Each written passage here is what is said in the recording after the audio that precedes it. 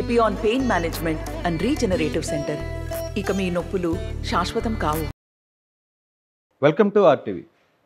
2024 ఎన్నికల సంగ్రామంలో భాగంగా అనంతపురం జిల్లా తాడిపత్రికి ఆర్టీవీ చేరుకుంది. జిల్లా మొత్తం మీద తాడిపత్రి మీద ఈసారి ఫోకస్ పెద్ద ఎత్తున కనపడుతున్న పరిస్థితి మనం చూస్తున్నాం. ఎందుకు అంత ఫోకస్ కనపడుతుంది?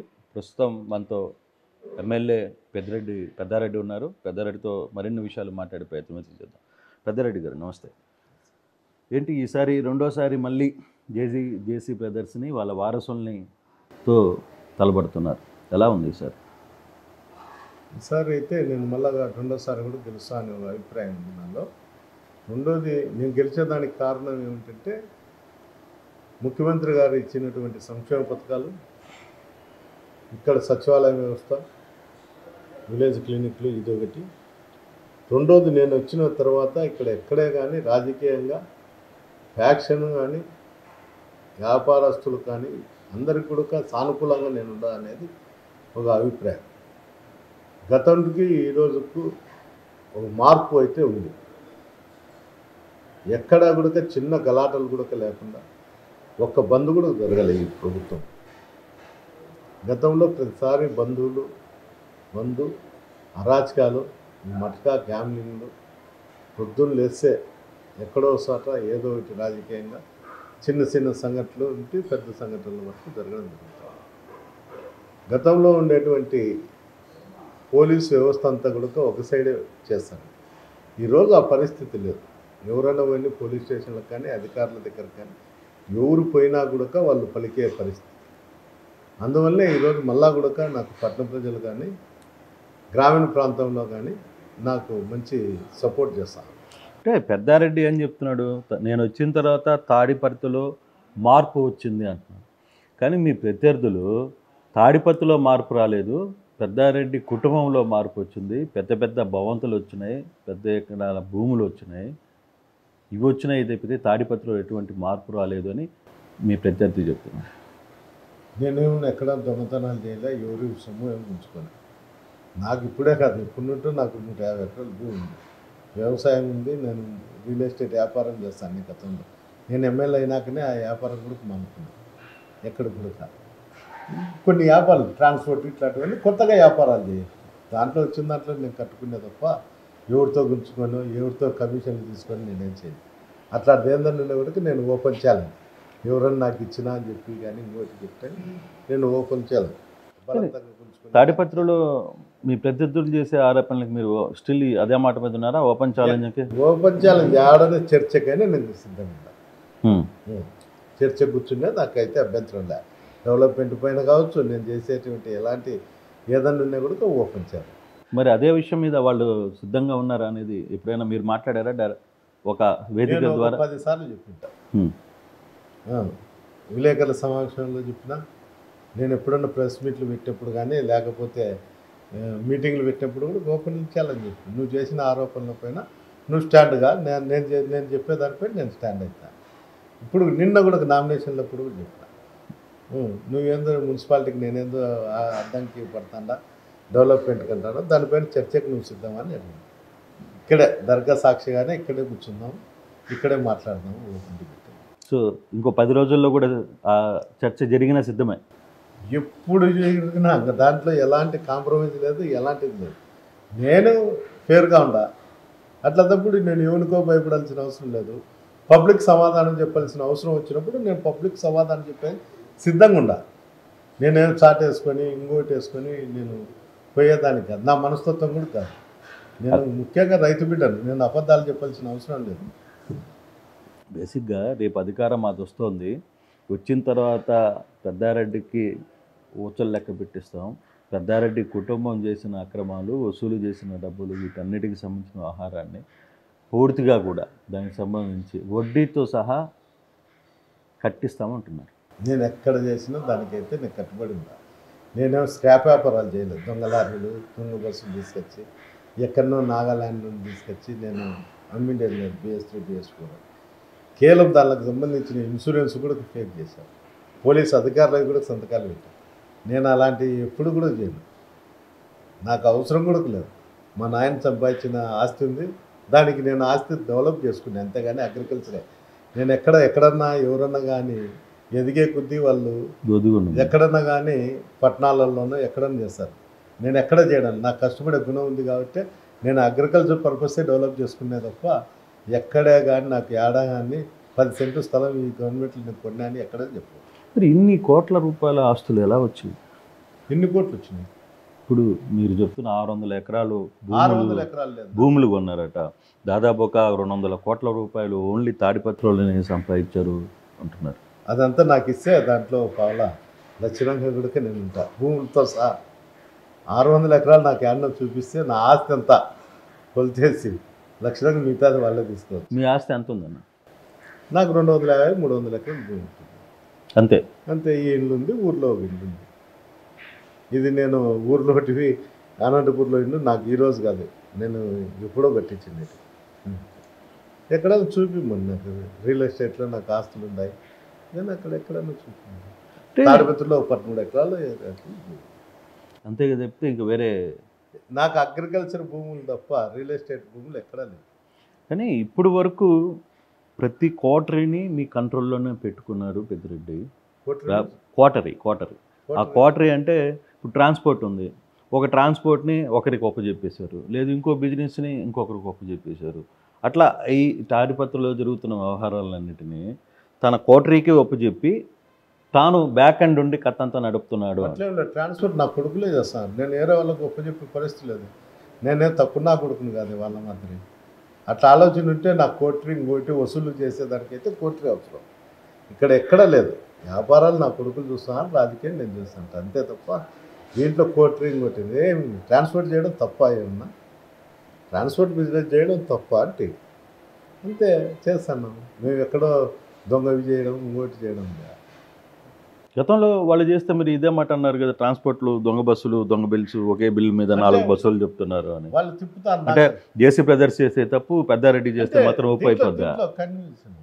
నాకు సొంత లారీలు ఎక్కడ లేవు, పబ్లిక్ వే పెట్టుకుంటాంటాం, దాంట్లో వచ్చేటి ఏదన్నా 10-5 వచ్చి తీసుకుంటాంటాం తప్ప ఎక్కడ లేవు. వాళ్ళు తీసుకొచ్చినది నాగాల్యాండ్కి పోయి రికార్డు మూలకంగా కేసులు కూడా ఉన్నాయి వాళ్ళ మీద. ఈ ప్రభుత్వం వచ్చినాక నేనే రికార్డు దగ్గర తీసుకుని పెట్టడం జరిగింది. వాళ్ళు ఒక దాని మీద 4-5 బస్సులు ఇప్పారు. నేను చెప్పాల్సిన అవసరం లేదు. ఈ రాష్ట్రంలో ఎవరిని అడిగినా చెప్తారు, బస్సు ఓనర్లు అందరిని అడిగినా కూడా వాళ్ళు చెప్తారు. ఇంతకుముందు తాడిపత్రిలో జేసీ దివాకర్ రెడ్డి బస్సు మాత్రమే తిరుగుతాను. ఈరోజు ఎన్ని బస్సులు తిరుగుతాడో ప్రైవేట్ బస్సులు ఒకసారి చూడమనండి. నాకు వాళ్ళకు వ్యత్యాసం పబ్లిక్ నువ్వు అడుగుతూ తెలుస్తుంది. ఊరికి ఏందో మీకు ఎవడో చెప్పినారని నన్ను అడగడం, నేను దానికి చెప్పుకొని దాని ఎవడో చెప్పడం వల్ల మీ ప్రత్యర్థులు మీ మీద మాట్లాడతారు. మీ ఇంటి ఎదురుగా ఆపోజిట్లో ఈ గోడకి ఆ గోడకి మధ్యలో ఉన్న సందు మాత్రమే. దానికి నేను చెప్తాను కదా, అక్కడ గట్టిగా అరిచినా ఈ ఇంట్లో వినపడుతుంది, ఈ ఇంట్లో గట్టిగా అరిచినా ఆ ఇంట్లో వినపడుతుంది. అందుకే చర్చకి రమ్మని చెప్తాను కదా. నేను ఏ దొంగ వ్యాపారాలు చేసినా, ఏ దొంగ బస్సులు తెచ్చినా, దొంగ లారీలు తెచ్చినా, ఎవరిని మెడలో చైన్లు గుంజుకుంటారన్నా కూడా నన్ను అడిగినా కూడా నేను దానికి చెప్తాను. వాళ్ళ అనుచరులు వాళ్ళే ఉన్నారు. మటకా చేసేది వాళ్ళే, గ్యామ్లింగ్ చేసేది వాళ్ళే, చైన్ స్నేకర్స్ కూడా వాళ్ళ దగ్గర ఉన్నారు. మొన్న కౌన్సిలర్ కూడా పోటీ పెట్టినారు. అట్లా అంటే ఎక్కడెక్కడ ఉండేటువంటి ముడి సరుకులు కావచ్చు, దొంగతనాలు కావచ్చు, అంతా జేసీ అనుచరులు దేశీ కుటుంబంలో ఉండాల్సిన పరిస్థితి తప్ప నా దగ్గర అలాంటి వాళ్ళు ఎవరు ఉండరు. కానీ ఈసారి పెద్దారెడ్డిని ఢీకొట్టడానికి జేసీ కుటుంబం అంతా ఏకమైంది. అందరూ తాడిపత్రికి వచ్చారు. దివాకర్ రెడ్డి కావచ్చు, ప్రభాకర్ రెడ్డి కావచ్చు, వాళ్ళ పిల్లలు పవన్లు కావచ్చు, ఇంకో వ్యక్తి కావచ్చు, అందరు కుటుంబం అంతా ఏకమై ఎటువంటి పరిస్థితుల్లో పెద్దారెడ్డిని తాడిపత్రి నుంచి తెరవేయాలి అని డిసైడ్ అవుతున్నారు. సాధ్యమవుద్దా? కాదు. నేను ఎంత బలవంతునో వాళ్ళే చెప్పినారు, నేను చెప్పాల్సిన అవసరం లే. నేను ఎంత బలవంతునో లాస్ట్ టైం ఎలక్షన్లప్పుడు మీరే ఇంటర్వ్యూ చేశారు, అప్పుడు నేను బలహీనుని కిందని చెప్పారు వాళ్ళు. ఈరోజు నేను ఎంత బలవంతునో వాళ్ళే చెప్తాను. ఇంకా అట్లప్పుడు నా గెలుపు వాళ్ళు చెప్పినట్లే అది లెక్క. అందువల్ల నేను గెలిచేసిన వాళ్ళ మనస్ఫూర్తిగా వాళ్ళే నన్ను అంగీకరిస్తారు కాబట్టి దీంట్లో ఎలాంటి ఆలోచన కూడా లేదు. అయితే మిమ్మల్ని ఇప్పుడు దాకా నమ్ముకొని గతంలో మీకు సపోర్ట్ చేసిన ఎన్నికల్లో సపోర్ట్ చేసిన వాళ్ళందరూ ఈరోజు జేసీ వైపు వెళ్ళిపోతున్నారు. ఏంటి మీరు మీ యాటిట్యూడ్ నచ్చకనా, లేదు మీ పిల్లల యాటిట్యూడ్ నచ్చకనా, మీరు సంపాదిస్తున్న ఆస్తుల్లో వాళ్ళకి వాటా లేకపోవడంనా, ఏ లోపం వల్ల అక్కడికి వెళ్ళిపోతుంది? నాకు పోయిన వాళ్ళల్లో కొంతమంది ఎలక్షన్ తర్వాత వచ్చిన వాళ్ళు కొంతమంది వాళ్ళ బంధువులు కేసులలో ఉండారన్న దానివల్ల కొంతమంది ఉన్నారు.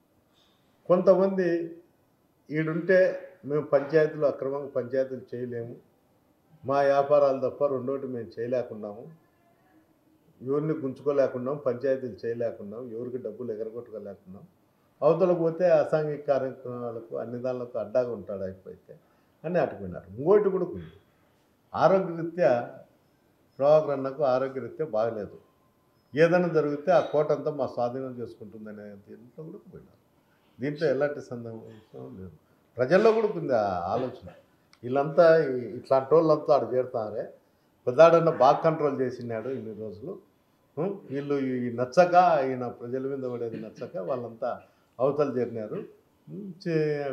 పెద్ద ఆయనకు ఆరోగ్యం బాగాలేదు కాబట్టి ఏదైనా అకస్మాత్తుగా 2 సంవత్సరాలకు 3 సంవత్సరాలు ఏదైనా జరిగితే ఆ కోటరీనంతా మేము ఆక్యుపై చేసుకోవాలని ఒక ఆలోచనతో పోయినారనేది తప్ప ఎవరికి కూడా వేరే విధంగా ఈ తాడిపత్రిలో వాళ్ళకి పోయిన దానివల్ల ఎవరికి నష్టం లేదు.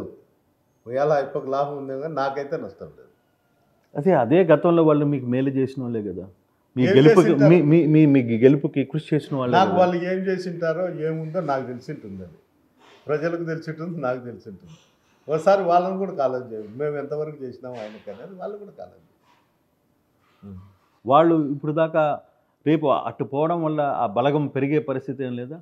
ఏంది, మీరు పోయి వాళ్ళ ఇంటి చుట్టూ అడగండి, ఏదో సాటొద్దు, వాళ్ళ ఇంటి చుట్టూ ఉండే షాపులలో కానీ అక్కడ ఉండే ప్రజలను అడగండి, వీళ్ళు పోయినారే, వీళ్ళ వల్ల బలం ఎంత పోయింది ఏం కథ.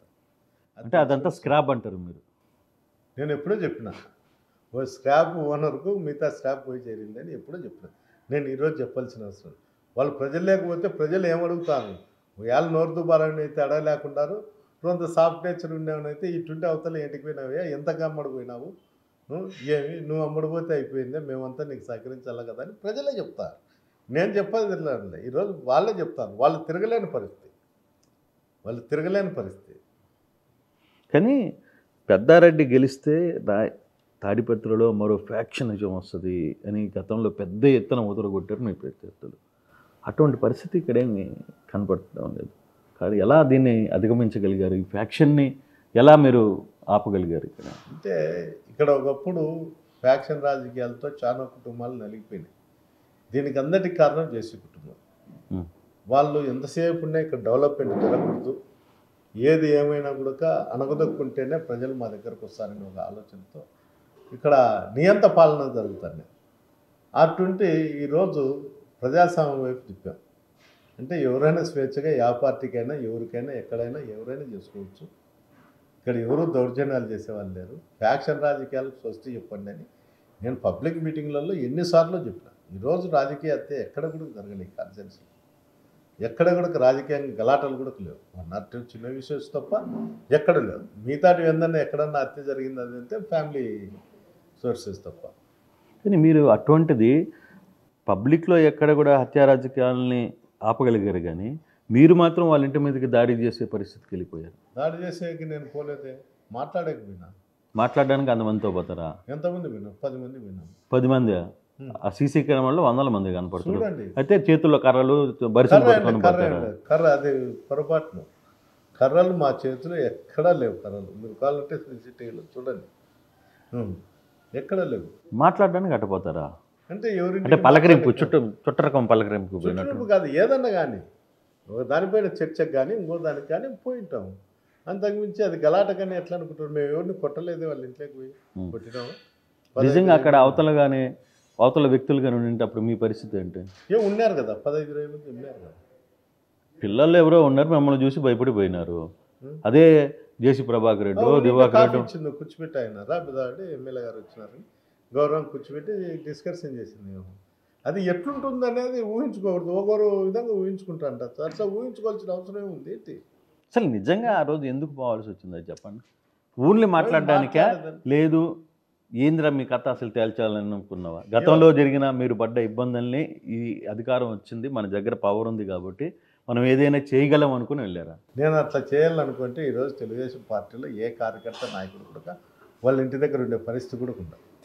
నేను ఎక్కడన్నా కానీ ప్రజాస్వామ్యంగానే ఇక్కడ రాజకీయాలు కానీ అన్ని విషయాలలో కూడా శాంతియుతంగా ఉండాలనే దాని కింద నేను చేస్తాను తప్ప ఏందో కక్ష సాధింపు చేయాలనే తట్టుకుంటే ఏం లేదు. మా వర్గానికన్నా ఎక్కువ వాళ్ళ వర్గంలో ఉండేటువంటి వాళ్ళే బాగా సంపాదించుకున్నారు ఈ ప్రభుత్వం. నువ్వు పోయి వాళ్ళని అడుగు, నేను చెప్తా కాబట్టి. ఆ పేర్లు చెప్తావా ఎవరెవరు సంపాదించుకున్నారా? నువ్వు వాళ్ళ దగ్గరకు పోవు, ఎవడో రియల్ ఎస్టేట్ చేస్తాడో వాళ్ళందరిని అడుగు, నేను కూడా చెప్తా. మీకు సపోర్ట్ దాంట్లో ఏమన్నా పర్సంటేజ్ మనకి ఏమన్నా ఉందో లేదో వాళ్ళని అడుగుంటే నా అనుచరులేం కాదు కదా, వాళ్ళ అనుచరులే కదా. సార్, లోపాయకరంగా జేసీ బ్రదర్స్ సంబంధించిన వ్యాపారస్తులందరూ కూడా మీకు మద్దతు తెలిపే పరిస్థితి ఉందా? ఎట్లుంటుంది? వాళ్ళ వర్గం వాళ్ళు, మా వర్గం వాళ్ళకి. వ్యాపారాల్లో వాళ్ళు నాకు లోపాయకరంగా బాగా ఉంటే రాజకీయంగా కూడా అతను పత్రం కొడతాడు. అంతే. అది లేకపోతే అతను స్ట్రెస్ కొడతాడు. అది ప్రభాకర్ నన్ను అడిగితే చెప్తాడు అతను. వాళ్ళు నాకు లోపాయకరంగా చేస్తానో లేకపోతే డైరెక్ట్గా చేస్తానో ఆయన్ని అడగండి, చెప్తాడు. తాడిపత్రిలో గతంలో వ్యాపారస్తులు కానీ కొంత ఇష్యూస్ ఉంది, కానీ ఈసారి వ్యాపారస్తులు మన పరిస్థితులు ఏంటి అంటే ఏం చెప్తారు? నాకైతే వాళ్ళు నాకు పరోక్షంగా కానీ నాకు మద్దతు తెలుపుతారని అనుకుంటాను. ఏంటంటే ఇక్కడ ఎలాంటి సిచ్యువేషన్ గతంలో కన్నా ఈ ఈ ప్రభుత్వం వచ్చిన తర్వాత అలాంటి సిచ్యువేషన్ లేదు కాబట్టి అందరూ కూడా ఒక మనశ్శాంతిగా ఉన్నారు కాబట్టి నాకు మద్దతు తెలుపుతారని ఇక్కడ ఉండేటువంటి ప్రజలు కానీ వ్యాపార సంస్థలు కానీ అన్ని విషయాల్లో నాకు మద్దతు ఉంటుందనేది నేను. 100 పడకల హాస్పిటల్ 25 సంవత్సరాల గతంలో తాడిపత్రిలో కావచ్చు, కొన్ని కుటుంబాలు ఇటు పాలించిన కానీ ఎవరూ చేయలేని పరిస్థితిని ఈరోజు ఆ అభివృద్ధి హాస్పిటల్ పెద్దారెడ్డి పట్టుబట్టి సాధించాడు. దీని వెనకాల ఒక ప్లాన్ ఏమన్నా ఉందా? అంటే ఫ్యూచర్లో ఈ తాడిపత్రిని మన కంట్రోల్ దాటకుండా పోవడానికి ఇదొక హాస్పిటల్ని అడ్డం పెట్టుకుని మనం ఏమైనా చేయాలి? అదేం కాదు, కానీ ఇక్కడ గతంలో కాంగ్రెస్ ప్రభుత్వంలో కూడా హాస్పిటల్ వచ్చినది క్యాన్సిల్ చేయించారు. మళ్ళా కూడా అలాంటి పరిస్థితి ఎప్పుడన్నా కానీ ఏర్పడితే రాజకీయాల్లో ఏదన్నా భిన్న అభిప్రాయాలతో భిన్నంగా ఏదైనా జరిగితే దాన్ని సగంలోనే నిలబెడతారు జేసీ సోదరులు అనే ఒక ఆలోచనతో దాన్ని పట్టుబెట్టి దాన్ని నేనే లీడ్ తీసుకొని లాస్ట్ 3 నెలల కిందట దాన్ని అంతా కంప్లీట్ చేసి ఓపెన్ చేయడం జరిగింది. అంటే ఇక్కడ ఎప్పుడు కూడా డెవలప్మెంట్ పోయిన వాళ్ళ కుటుంబం అనేది ఎప్పుడు కూడా లేదు. ఏదన్నా ఉన్నా కూడా అది నామకావస్థి చేయడం, దాన్ని శిథిలావస్థలో పెట్టుకోవడం, ఇది దాని అభిప్రాయం కూడా వాళ్ళ అభిప్రాయం. ఎందుకు నేను ఉదాహరణకు డిగ్రీ కాలేజ్ ఇక్కడ నుండి 2-3 కిలోమీటర్లు అంటే మీరు గట్టి లేదా పాలిటెక్నిక్ కాలేజ్ అని వాళ్ళు అడగచ్చు. నేను ఈరోజు అటు ఆర్టీసీ బస్సు ఇచ్చాను. డిగ్రీ కాలేజ్ ఆటో నగర్ ఎదురు కట్టారు. ఈరోజు శిథిలావస్థలో ఉంది ఆ బిల్డింగ్ కూడా. మీరు పోయి చూడండి. అంటే ఒక ఏదన్నా కానీ వ్యవస్థలో ఏదైనా కానీ పిల్లలకు విద్యా విషయంలో కానీ ఇంకోటి దాంట్లో ఒక డెవలప్ చేసేటప్పుడు దూరంలో దానికి అకామిడేషన్ కూడా కుదిరేది. అది చేసి మనం ప్రయోజనం కూడా ఉండదు. సో ఆ యాంగిల్లోనే ఈ డెవలప్మెంట్స్ ఈ ప్రభుత్వ ఆసుపత్రి అనేది నిజంగా రేపు ఎన్నికల్లో పెద్దారెడ్డికి ఒక అసెట్ లాగా నిలబడుతుంది. అంటే ఇక్కడ 100 బెడ్ హాస్పిటల్ అనేది ఇక్కడ ప్రజల కళ. అది ఎప్పటి నుంటో ఇక్కడ ప్రతిరోజు 800 నుండి 1200 వరకు ఓపెన్ ఉంటుంది. అలాంటి హాస్పిటల్లో ఎలాంటి సౌకర్యాలు లేకుండా ఇబ్బందికరమైన పరిస్థితి ఉన్నప్పుడు 100 బెడ్ హాస్పిటల్ ఉంటే దానికి చుట్టుపక్కల ప్రాంతాలకు కూడా కొంత సపోర్ట్ కూడా. అందులో చుట్టుపక్కల ప్రాంతాలు అంటే ఏదన్నా పెద్దగా డిసీజ్ వచ్చి రావచ్చు, కానీ చిన్న దానికంతా విలేజ్ క్లినిక్లే ఉన్నాయి.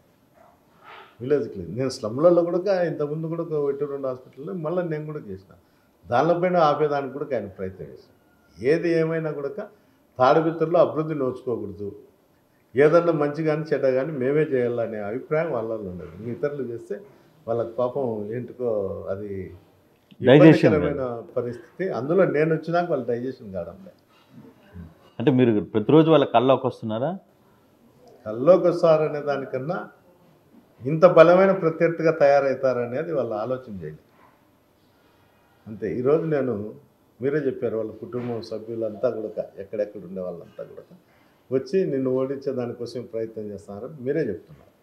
అది గ్రామంలో మీరు విచారించుంటారు కూడా ఇటుకు వచ్చేటప్పుడు ఉందన్నా. అంటే ఈరోజు నేను వాళ్ళకన్నా బలమైన ప్రత్యర్థిగానే తయారైన, బలమైన వ్యక్తిగా ఒక శక్తిగానే తయారైన. అది జగనన్న ఆశీస్సులే నా మీద ఉండేటి. దీంట్లో ఎలాంటి సందేహం కూడా లేదు. అలాంటప్పుడే ఇలాంటి వాళ్ళంతా ఏకమై ఈరోజు కూడా వాళ్ళు గెలుస్తామో ఓడతామని అసలు చాలా బాధాకరంగా కూడా ఉన్నారు. ప్రతిరోజు ఏ నిర్ణయం తీసుకోవాలా ఏం కథ అనేది. అంటే పెద్దారెడ్డి అధికారంలోకి వచ్చిన తర్వాత సెకండ్ క్యాడర్ని పట్టించుకోలేదు. కాంట్రాక్టులు కావచ్చు, చిన్న చిన్న వర్క్స్ కావచ్చు, మొత్తం కూడా తను మాత్రమే చేయాలి, తను మాత్రమే తినాలి అనే దిశలోనే చాలామంది తాను నమ్ముకున్న సెకండ్ క్యాడర్ బయటికి వెళ్ళిపోయింది. అంటే ఏమంటారు? నా దగ్గర నుండి పోయినది 3 ఉన్నారు. ఒకరు బామార్ది ప్రభాకర్ రెడ్డి BS3 BS4 కేసులలో ఉన్నారని ఒక ఆయన పోయినారు. ఇంకిద్దరు పోయిండేది వాళ్ళ స్వలాభం కోసం పోయినారు అంతే. క్యాడర్ ఎవరు పోలేదు. క్యాడర్ ఎవరు పోలేదు. కానీ మరి చేరికలు టౌన్లో ప్రతిరోజు టీడీపీలో విపరీతంగా చేరికలు కనపడుతున్నాయి. అది మీకు ఇంపాక్ట్ కనపడడం లేదా? కనరాలేదు. ఎందుకంటే నా దగ్గర ఉండేది స్వచ్ఛమైన కార్యకర్తలు. పోయిండేదంతా స్క్రాపే. పోయిందనుకుంటే నేను వాళ్ళు తిరగలేని పరిస్థితి ఎక్కడన్నా కానీ. మీరు పోయి అడగండి, ఈ 3-4 పోయిన దాని వల్ల ఏ విధమైనటువంటి పార్టీకి లాభం నష్టం అనేది అది ప్రభాకర్ రెడ్డిని అడిగినా చెప్తాడు. అవసరం నిమిత్తము టెంపో కోసం నేను వాళ్ళని చేర్చుకునే తప్ప వీళ్ళతో నేను లాభపడతా అన్న అనేది ఎప్పటికీ లేదు అనేది అది వాళ్ళకి తెలుసు. వాళ్ళకి తెలుసు. ఏంటికి రేపు నెల 13వ తారీఖు పోయినాక వాళ్ళ పరిస్థితి ఏందో వాళ్ళనే అర్థం చేసుకోవాలి. అది వాళ్ళ అంతరాత్మకు కూడా తెలిసిపోయిన వాళ్ళకు. ఏం జరుగుతుంది 13 తర్వాత? ఫుట్పాత్ కానొచ్చు అంటారు. దాని మీద కూర్చోాల్సిన పరిస్థితి వచ్చింది. ఇంట్లో నుండి ఈరోజు ఇంట్లో కూర్చుంటున్నారు, తర్వాత ఫుట్పాత్ మీద రోడ్డు మీదకి లాగేస్తారు మీరు. నేను లాగను, ఆయనే లాగుతాడు. ఆయన అవసరం అయిపోతుంది కదా, అవసరం అయిపోతానే బయటనే వాళ్ళ స్థానం ఉంది. ఆయన అందరికీ చెప్పేది కూడా పాత వాళ్ళకి అందరికీ ఎందుకు చెప్తాను, ఏమన్నా వీళ్ళకి ప్రిఫరెన్స్ ఇస్తానంటే ఎలక్షన్ అయిపోయిన చూస్తాం వాళ్ళ స్థానం ఏడుంటుంది అంటే వాళ్ళ స్థానం ఏడుంటుందంటే నేనైతే ఫుట్పాతే అనుకుంటాను, వేరేదేం లేదు. సో మెంటల్గా మీకు అక్కడ ఏం జరగబోతుందని ఒక అవగాహన ఉంది. లేకుండా ఎట్టుకుంటుంది. ప్రత్యర్థి రాజకీయాల్లో ప్రత్యర్థి చేసేటువంటి వ్యక్తులకు దానిపైన ఉండేటువంటి శక్తులకు తిరిగి మనం ఏ విధంగా ప్రొటెక్ట్ కావాలనే ఆలోచన అయితే ప్రతి నాయకుడిలో ఉంటుంది. కానీ పెద్దారెడ్డి ఎన్నికలకు ముందు నేను మాట్లాడిన పెద్దారెడ్డికి ఇప్పుడు ఈ 4 సంవత్సరాల తర్వాత మాట్లాడుతున్న పెద్దారెడ్డికి చాలా తేడా కనపడుతుంది. ఒకప్పుడు పెద్దారెడ్డి పెద్ద రాజకీయాల గురించి పెద్దగా మాట్లాడేవాడు కాదు. తన వర్గం, తాను పడ్డ ఇబ్బందులు, తాను చేయాలనుకున్న పనుల గురించే మాట్లాడాడు. కానీ ఈరోజు చాలా మార్పు వచ్చింది. ఏంటి కారణం? ఇక్కడ ఉన్నటువంటి పరిస్థితులు, ఇక్కడ ఉన్నటువంటి దాని యొక్క ఇది దాన్నంతా ఆలోచన చేసుకొని ఇక్కడ అంటే ఏంటికంటే వాళ్ళు 30 సంవత్సరాల్లో తాడిపత్రి కాన్స్టిట్యున్సీలో ఎమ్మెల్యేలుగా, ఎంపీగా, మున్సిపల్ చైర్మన్గా ఉన్నారు. దీన్ని ఎదుర్కోవాలంటే వాళ్ళ యొక్క ఆలోచన గుంటే మనం కూడా నడుచుకోవాలి. వాళ్ళ ఆలోచన గుంటే నేను నడుచుకుంటాను కాబట్టి వాళ్ళకన్నా నేను బలమైన ప్రత్యర్థినైనా, అంతే. వాళ్ళ దృష్టిలో నేను బలమైన వ్యక్తినైనా. సో అంటే ఇప్పుడు వరకు జరుగుతున్న ఈ వ్యవస్థ మొత్తం కూడా ఒకప్పుడు జేసీ ఫ్యామిలీ ఉండింది, అప్పుడు కొంత ఫ్యాక్షన్ జరిగింది, మీ కుటుంబం ఆ ఫ్యాక్షన్లో ఇబ్బందులు పడ్డారు, మీరు జైలుకి వెళ్ళిన పరిస్థితి ఉంది. ఆ ఇబ్బంది మిగతా కుటుంబాలు పడకూడదు అనే ఉద్దేశంతోనే ఈ 5 సంవత్సరాల్లో ఫ్యాక్షన్ని మీరు ఎంకరేజ్ చేయలేదు? నేను ఎప్పుడు ఎంకరేజ్ చేయను ఫ్యాక్షన్. ఇప్పుడే కాదు కానీ మాకు ఉన్నప్పుడు కూడా నేను ఎప్పుడు ఎంకరేజ్ చేశాను. కొన్ని సందర్భాల్లో ఇంకా ఉనికి కోల్పోయేటప్పుడు ఆ గ్రామస్తులు మేము ఊరిచ్చే పరిస్థితి అని ఆలోచన చేసినప్పుడు వాళ్ళ ఆలోచనల ప్రకారం పొమ్మని చెప్పడం తప్ప మనం చేసేది ఏం లేదు. కానీ మీ మీ మీ మీ మీ మీ జరిగిన ఫ్యాక్షన్స్లో చాలామంది మీ పక్కన కాళ్ళు పోగొట్టుకున్న వాళ్ళు, చేతులు పోగొట్టుకున్న వాళ్ళు, చాలా ఫ్యామిలీస్ ఇబ్బందులు పడిన పరిస్థితి ఉంది. ఈరోజు ఈ అధికారంలో ఈ 4 సంవత్సరాల్లో వాళ్ళని ఏ రోజైనా కాపాడుకున్న పరిస్థితి ఉందా పెద్దారెడ్డి? కాపాడుకున్నా వాళ్ళు బాగుండారు కూడా తెలియదు. నేనైతే దానికి చెప్పగలుగుతాను.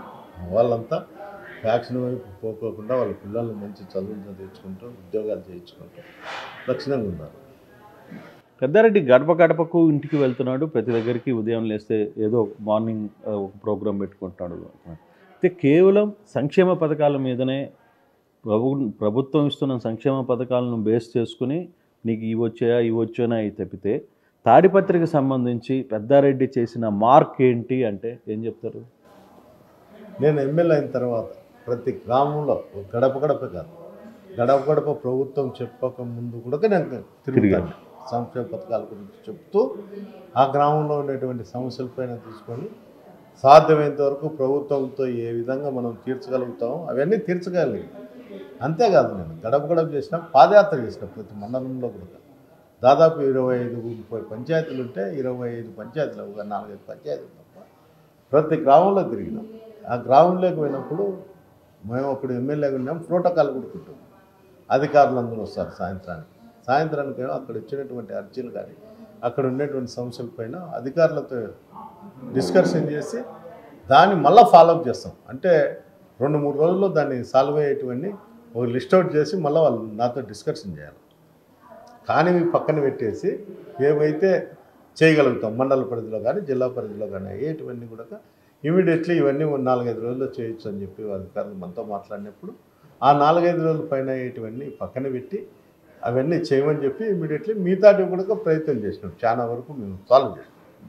ఇంకోటి ఏమంటే 30 ఏళ్ళ రాజకీయ జీవితంలో జేసీ కుటుంబం వాళ్ళు ఎప్పుడు ఓటు అడిగిన పాపాన కూడా కాదు. ఏదో మూతవారు రైతులను లేకపోతే ఆ గ్రామంలో వాళ్ళ వర్గానికి సంబంధించిన వాళ్ళు చెట్టు కింద కూర్చొని 4 కూర్చొని చెప్పి వచ్చేవాళ్ళు.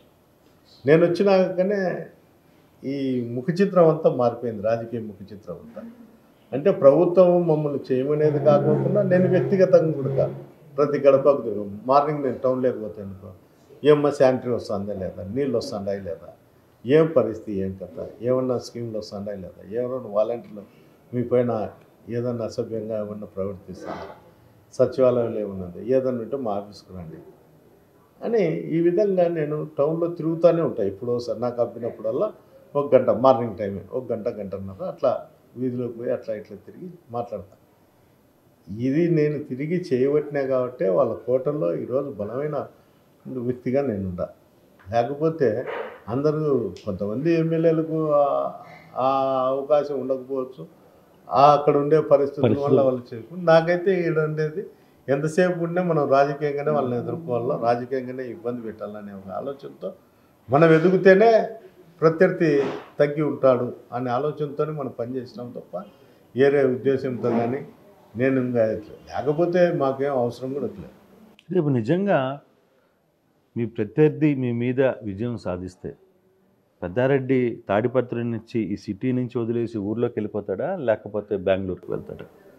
నేను ఎక్కడ పోవాల్సిన అవసరం లేదు, ఇంత ఇల్లు కట్టుకునే లక్షణంగా ఇక్కడనే ఉంటా. అసలు వాళ్ళు విజయం సాధిస్తారని ఎట్లనికి ఏమన్నా కలగనొచ్చు. ఎప్పుడన్నా నేను కూడా కలగంటా అంటారు ఎవరైనా, కానీ సామాన్యంగా ఒక వ్యక్తి రాత్రులు ఊహించుకుంటా అంటాడు, ఇది జరిగింటే ఎట్లా బాగుందో, ఇది జరగకపోతే ఎట్లా బాగుందో, ఆ రోజు నేను వాంతో పార్ట్నర్షిప్ ఉన్నా అట్లే ఉండింటే ఈరోజు కోటీశ్వరుని అయింది, ఆ 20 డివైడ్ ఈయనతో వచ్చి నాకు ఈయన దరిద్రం అంతా నాకు పెట్టుకుంది, రకరకాల భిన్నాభిప్రాయాలతో ఉంటారు.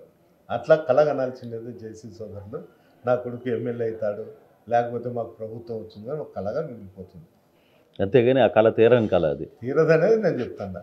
లాస్ట్ టైం కూడా మీరు చెప్పినారు, అదేదో పెట్టినారు బ్లేడ్ షో పెట్టినారు. ఆ రోజు కూడా చెప్పినాను, నేను ఛాలెంజ్ చేసిన తాడిపత్రిలో నేను ఖచ్చితంగా గెలవబోతాను, ఇది పరిస్థితి అని.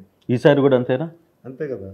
ఒకవేళ మార్పు జరిగితే మార్పు కాదు, ఆ దేవుడు చిన్న చూపు చూసే తప్ప, లేకపోతే ఎట్టి పరిస్థితుల్లో తాడిపత్రిలో నేను గెలవబోతాను.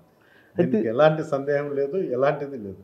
రూరల్లో పట్టున్న పెద్దారెడ్డి టౌన్ మీద ఎందుకు అంత పట్టు సాధించలేకపోతున్నాడు? టౌన్ అభివృద్ధి విషయంలో కావచ్చు లేకపోతే టౌన్లో, ఎందుకంటే మీరేమో ఎమ్మెల్యే, అవతలేమో అక్కడ మున్సిపాలిటీ అంతా వాళ్ళ చేతిలో ఉంది. ఆ గ్యాప్ నిజంగా తాడిపత్రి టౌన్ ప్రజలకు ఇబ్బంది కలిగించింది. కలిగిస్తాను. ఎందుకంటే నేను ఇంటింటి కొలాయి కోసం 53 కోట్ల డబ్బులు తీసుకురావడం జరిగింది. అవును, దానిపైన ఆయన కౌన్సిల్లో శాంక్షన్ చేయలేదు, కౌన్సిల్ మీట్లో ఇది చేయలే, అప్రూవ్ చేయలే, అది అట్లే ఉంది. ఇప్పుడు కూడా 7 నెలలు అవుతాను. ఆ రోజు ఆయన శాంక్షన్ చేసింటే ఈరోజు ప్రతి ఇంటికి కూడా కొలాయి ఉంది. అవును, అది శాంక్షన్ చేస్తుంటే మీకు క్రెడిట్ వచ్చేది కదా, మరి ఈ ప్రత్యర్థులు ఎందుకు చేస్తారు దాన్ని? అదే టెండర్ వర్క్ కదా, ఎవడన్నా చేయొచ్చు, ఎవడన్నా ఉండొచ్చు కదా. నేనే కాంట్రాక్టర్ కాదు, బేసిక్గా ఎవడన్నా చేసిండు.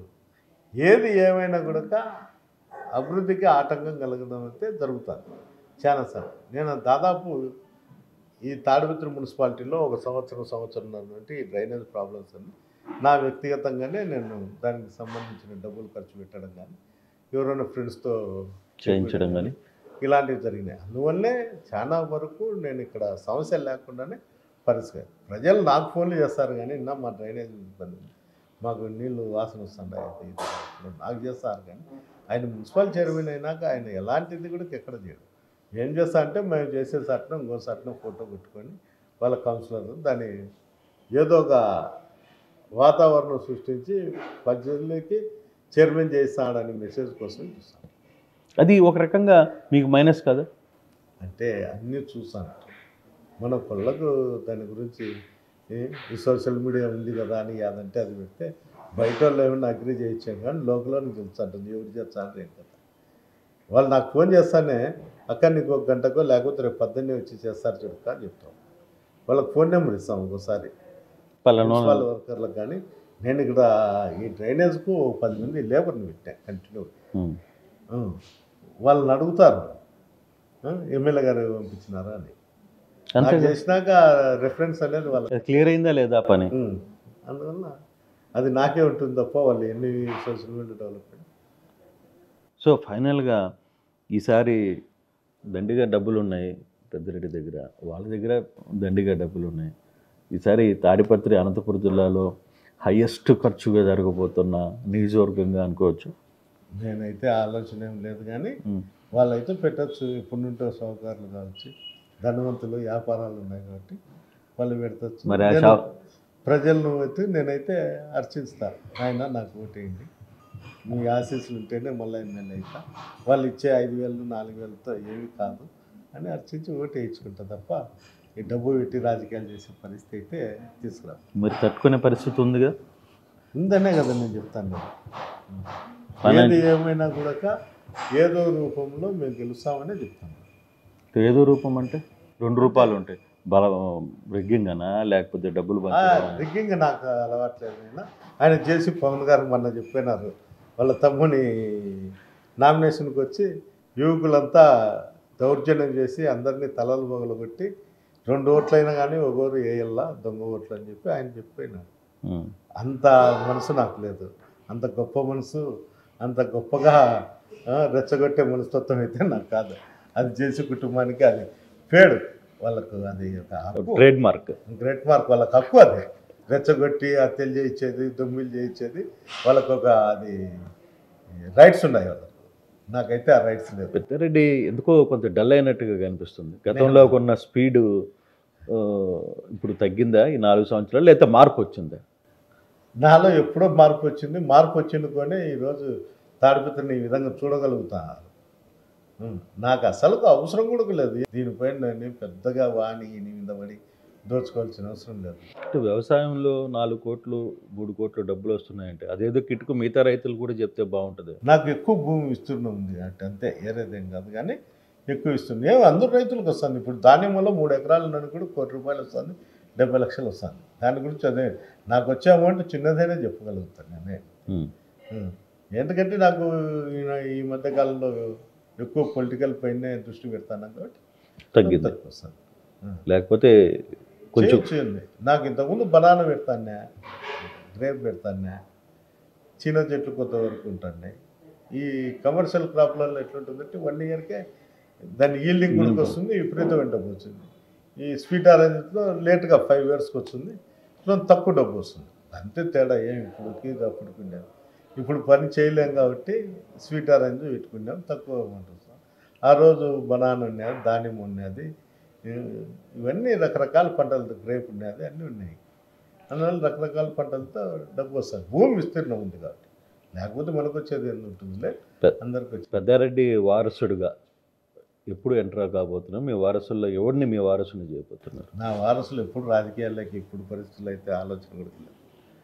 నిజంగా సీరియస్ కానీ యాక్టివ్ రోల్ అంతా వాళ్ళే నడుపుతున్నారుగా. పెద్దారెడ్డి పేరుకి ఎలక్షన్లు వచ్చినప్పుడు పెద్ద మనిషిలా వ్యవహరిస్తున్నాడు.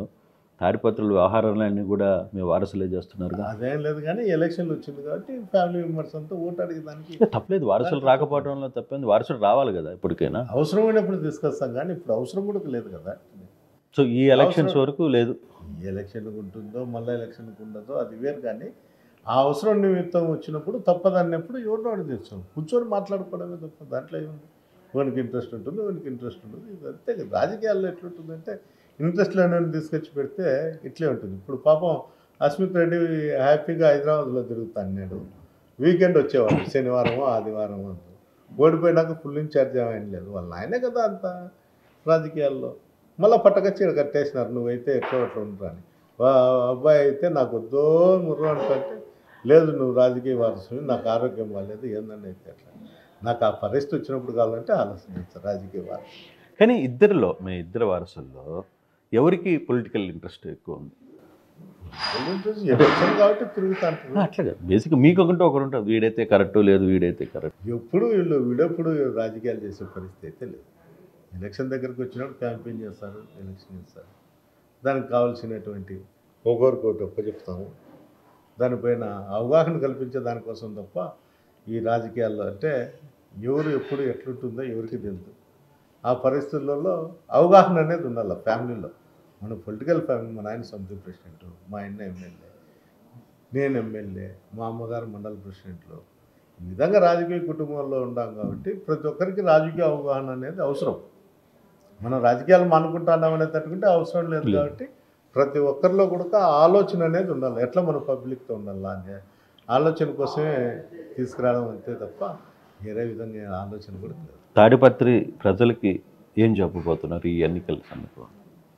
ఏంటంటే ముఖ్యంగా నేను చెప్పేది ఏమంటే, ఈ 5 సంవత్సరాల్లో ఎంత మార్పు ఉందో తాడిపత్రి కాన్ఫరెన్స్లో ఇంకొకసారి నాకు అవకాశం ఇస్తే తిరిగి ఈ తాడిపత్రి అనేది ఎవరో గతంలో 70 సంవత్సరాలు 80 సంవత్సరాలు ఉన్నోళ్ళు ఇక్కడ నుండి ఎక్కడన్నా కానీ పక్కన ప్రాంతంలో నివసించే వాళ్ళు తాడిపత్రికి వచ్చినప్పుడు ఇది తాడిపత్రేనా అని ఒక ఆశ్చర్యకరంగా ఆలోచన వచ్చినప్పుడు ఆ మార్పులో నేను ఉంటా అనేది నాకు రాజకీయాలు.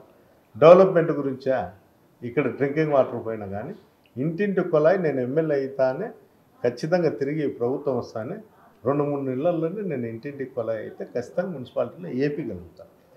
ఇరిగేషన్ పైన కానీ డ్రింకింగ్ వాటర్ పైన కానీ ప్రధానంగా నేను దానిపైన ఫోకస్.